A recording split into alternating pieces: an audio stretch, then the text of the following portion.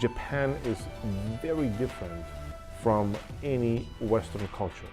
And also Japan symbolizes the blending of the new and the old. You can see a traditional Japanese sumo wrestling house next to a high-rise building that is the most modern and the most advanced in the world. And so you have these two extremes, and they tend to cohabit together. There is a harmony in all of this. And so I would like for my students and anybody in Texas to actually see that some things that we don't think about daily can actually be achieved if one was to think a Japanese way. It is just a unique perspective in how the world can function should these two rather different worlds come together. When I first embarked on this endeavor, I was like, I can't, go abroad. I can't leave my job 3-4 weeks at a time. You can do this. You fill out the paperwork, go through all the forms. It's a life-changing event.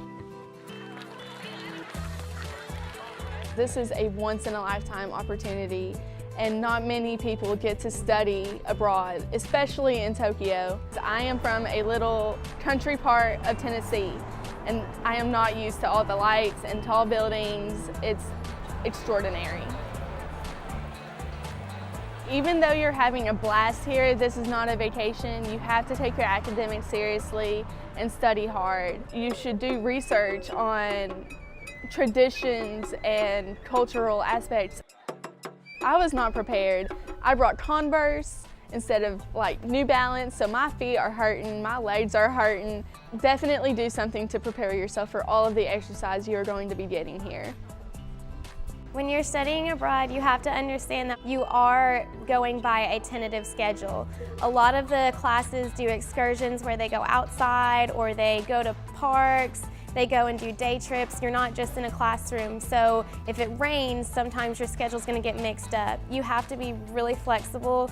Even if you really wanna go see something, you have to understand that you're still gonna go see that particular park or that particular monument. It's just not on the day that they said that you would go see it due to weather or other things, like a train might be canceled, there may be a festival where they have to close something down. So you really have to be flexible and just understand that this is a different country, it's a different culture, and just be happy that you're in that culture and experiencing something. I think if you travel around, you meet new people from around the world, you experience something new, completely different from your home country, and I think it will result in personal growth. Asakusa is a traditional Tokyo city, and there is, for example, a Sanja festival, one of the biggest festivals in Japan. There will be a lot of portable shrines, a lot of people carry them, and also there will be a lot of people wearing traditional uniforms, and you cannot forget Sensoji, Asakusa Temple. You also see traditional souvenir street, the huge shrine, and also Sumida River runs next to it as well. It's beautiful. Before coming to Japan, both me and my parents were pretty anxious about the safety of the trip.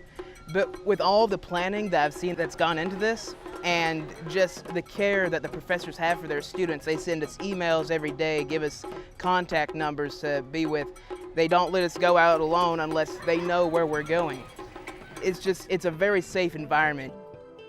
Everybody has a smartphone, Wi-Fi is on all the time, and so you can communicate with your peers here inside of our program, as well as you can get in touch with your family and friend and loved ones back in the States. We are at the Sony headquarters in Tokyo, Japan, and today we took a tour around the showroom of Sony. It was a great experience. Got the opportunity to present my business plan that we put together about Amazon.